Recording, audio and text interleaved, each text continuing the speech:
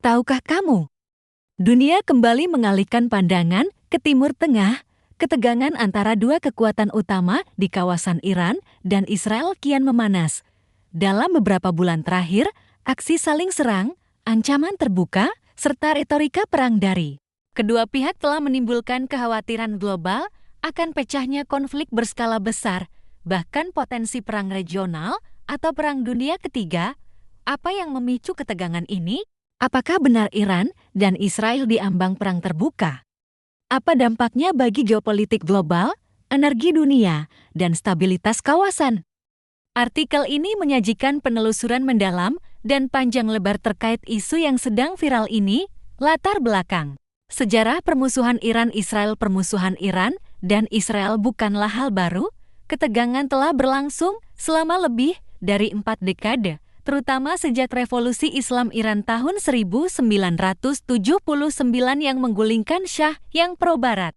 Sejak saat itu, rezim baru Iran secara ideologis menolak eksistensi negara Israel, menyebutnya sebagai entitas Zionis yang harus dihapus dari peta dunia.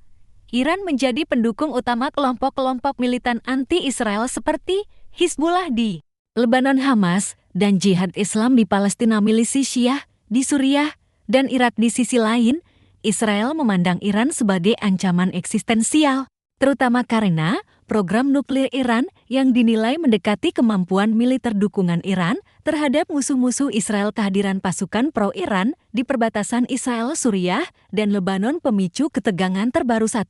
Serangan ke konsulat Iran di Damaskus April tahun 2024. Israel dituduh menyerang konsulat Iran di Suriah, menewaskan beberapa pejabat tinggi militer Iran, termasuk Jenderal Garda Revolusi IRGC. Iran menganggap serangan ini sebagai pelanggaran terhadap kedaulatan diplomatik dan berjanji akan membalas dengan penuh kekuatan. Kedua serangan balasan Iran ke Israel April tahun 2024. Untuk pertama kalinya dalam sejarah, Iran meluncurkan ratusan rudal dan drone langsung ke wilayah Israel dari dalam wilayahnya. Meskipun sebagian besar dicegat oleh sistem pertahanan udara Israel dan sekutunya Iron Dome, Arrow, dan Patriot dari IDF, serangan ini mencetak sejarah sebagai eskalasi langsung terbuka antara dua negara. 3 perang bayangan dan serangan siber di luar konflik konvensional. Kedua negara juga terlibat dalam perang bayangan yang meliputi pembunuhan ilmuwan nuklir Iran, sabotase fasilitas nuklir, serangan siber ke infrastruktur penting, kekuatan militer, dan persiapan perang. Iran memiliki kekuatan milisi regional proksi yang tersebar di Lebanon, Suriah, Irak, dan Yaman. Pasukan elit IRGC dan unit Quds sebagai ujung tombak operasi luar negeri. Ribuan rudal balistik jarak menengah yang bisa menjangkau seluruh wilayah Israel. Armada drone tempur dan sistem pertahanan rudal buatan dalam negeri. Israel Angkatan Udara terkuat di Timur Tengah dengan pesawat tempur F-35, F-15, F-16, sistem pertahanan udara berlapis, Iron Dome, David Sling, Arrow 3, dukungan penuh dari Amerika Serikat, termasuk sistem pertahanan dan intelijen. Senjata nuklir tidak pernah diakui secara resmi dengan estimasi 80-200 hulu ledak. Dampak global jika perang terjadi. Harga minyak dan krisis energi. Iran adalah salah satu negara penghasil minyak terbesar di dunia. Jika Teluk Persia terganggu, Selat Hormuz ditutup, atau kilang dihancurkan, harga minyak bisa melonjak hingga $200 per barel, memicu krisis global. 2 konflik regional meluas. Jika perang benar-benar meletus, maka sekutu-sekutu Iran seperti Hizbullah dan milisi Houthi bisa menyerang Israel dari berbagai arah. Sementara kemungkinan akan campur tangan membela Israel. Hal ini bisa memicu perang regional melibatkan Lebanon, Suriah, Irak, dan bahkan Turki. 3 ancaman terhadap umat sipil. Kedua negara berada dalam posisi geografis dengan banyak warga sipil. Perang rudal atau serangan drone bisa menyebabkan korban jiwa massal, perpindahan penduduk, dan krisis kemanusiaan besar. 4 respon internasional yang terbelahas dan sekutu Eropa akan cenderung membela Israel, Rusia, dan China kemungkinan bersikap ambigu atau mendukung Iran secara tidak langsung. Negara-negara Arab terpecah sebagian mendekat ke Israel melalui Abraham Accords, sebagian mendukung Palestina dan mengecam Israel. Apa solusi damai masih mungkin?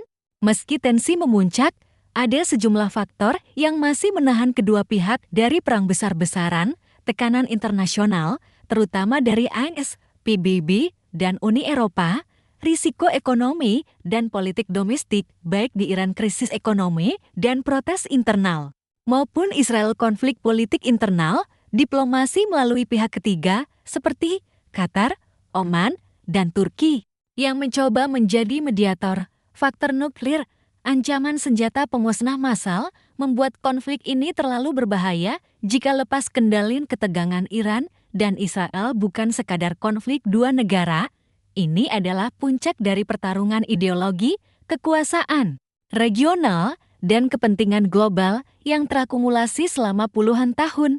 Meski keduanya tampak seperti sedang bersiap untuk konfrontasi militer, dunia berharap konflik ini tetap bisa diredam melalui diplomasi dan tekanan global. Namun, jika api benar-benar menyala, dampaknya tak hanya akan membakar Timur Tengah, tetapi juga bisa menyulut krisis global yang belum pernah terlihat sejak Perang Dunia II. Dunia kini menahan napas, menanti apakah akan ada damai atau perang besar yang tak terhindarkan. Serangan Israel telah menimbulkan ancaman yang nyata bagi pemerintah Iran. Serangan tersebut menewaskan Komandan Korps Garda Revolusi Iran IRGC, Kepala Staf Angkatan Bersenjata Iran, hingga Kepala Unit Intelijen IRG. Iran tidak tinggal diam. Korps Garda Revolusi balas menggempur puluhan target, pusat militer, dan pangkalan udara Israel. Situasi makin genting setelah serangan rudal balasan dari Iran. Netanyahu berkata, ada lebih banyak serangan lagi ketika serangan makin intens. Makin banyak pula pemimpin Iran yang menjadi sasaran. Israel memperkirakan serbuan ini berpotensi mengguncang rezim dan membuka jalan bagi pemberontakan massal di Iran. Setidaknya, itu yang diharapkan Netanyahu. Namun, harapan tersebut merupakan sebuah pertaruhan besar. Hingga saat ini, tak ada tanda-tanda reaksi berantai yang terjadi. Bahkan apabila itu terjadi, arahnya belum jelas akan kemana. Selama ini, kelompok yang paling berkuasa di Iran merupakan orang-orang yang mengendalikan angkatan bersenjata dan perekonomian. Orang-orang itu sebagian besar berada di IRGC dan beberapa institusi lain. Mereka tidak perlu menggelar kudeta karena kekuasaan ada di tangan mereka dan mereka bisa mengarahkan Iran menjadi lebih konfrontatif. Kemungkinan lain yang bisa terjadi adalah runtuhnya rezim yang akan berujung pada kekisruhan dengan populasi sekitar 90 juta orang. Peristiwa semacam itu bisa menimbulkan dampak besar pada Timur Tengah. Situasi yang diharapkan Israel boleh jadi adalah kerusuhan yang berakhir dengan pengambilalihan kekuasaan oleh sosok atau kelompok yang tidak bermusuhan dengan Tel Aviv. Tetapi, pertanyaan utamanya adalah siapa yang hendak mengambil alih kekuasaan di Iran. Selama beberapa tahun terakhir, pasukan oposisi Iran terpecah belah dan tidak ada pilihan yang jelas. Setelah gerakan kemerdekaan bagi kehidupan perempuan menciptakan badai bagi pemerintah Iran pada tahun 2022, sejumlah kelompok oposisi mencoba membentuk koalisi dari berbagai elemen anti-Republik Islam. Namun, hal ini tak berlangsung lama karena terdapat perbedaan sudut pandang mengenai siapa yang layak memimpin dan apa bentuk pemerintahan yang sesuai jika pemerintahan saat ini dapat digulingkan.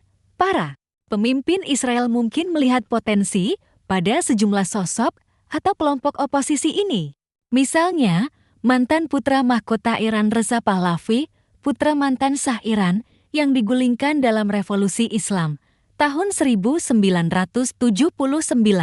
Pahlavi hidup dalam pengasingan dan secara aktif berusaha mempengaruhi kekuatan asing untuk mendukung tujuannya. Ia juga kerap menyambangi Israel dalam beberapa tahun belakangan. Meski ia cukup populer di kalangan masyarakat Iran, masih tidak jelas apakah popularitasnya bisa mendorong penggulingan rezim. Jangan lupa like, komen, share, dan subscribe untuk informasi menarik lainnya.